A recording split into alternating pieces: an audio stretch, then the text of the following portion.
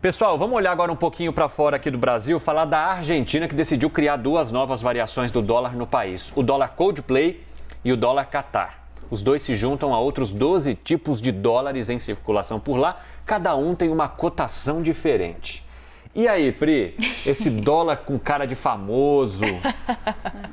Dólar popstar, uma coisa... Tem dólar agro também, tem o dólar soja. Então, Em sua homenagem, Evandro. É história para boi dormir, aproveitando então a tua puxada, ou realmente faz diferença e é uma forma de estimular mais a economia e principalmente a cultura, já que tem essa relação principalmente com artistas e um evento muito importante que é a Copa do Mundo do Catar.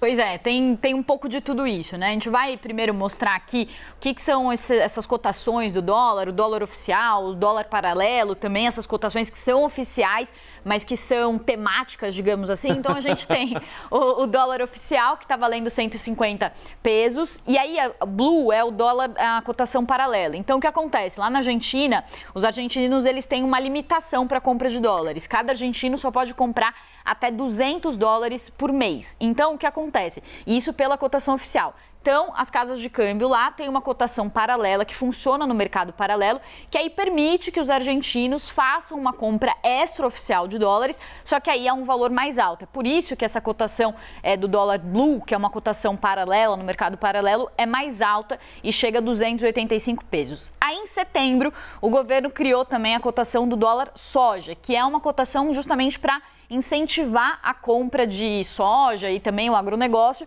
que daí já tem um valor um pouco maior do que a cotação oficial, mas ainda assim abaixo do mercado paralelo para desincentivar justamente os produtores, os empresários a comprarem o dólar no mercado paralelo. E aí agora, recentemente, o que está chamando bastante atenção é a criação dessas outras cotações aqui, que também são oficiais, mas que são mais temáticas, digamos assim. Então, Netflix, que seria uma cota ali, uma cotação para compra do dólar para pagamento de assinaturas de streaming. Tem também o dólar Qatar, que seria um limite a mais que o argentino tem para fazer uma compra que está ligada a turismo e a Copa do Mundo, a Copa do Qatar.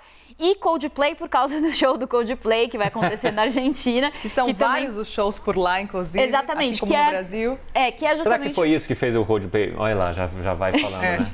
Já vai a teoria da conspiração. Coldplay não fez o show agora que deveria fazer. Será que o ideal era fazer um real Coldplay? Tá fazendo uma especulação com o câmbio ali, né? Talvez alguma coisa... Pelo amor de Deus.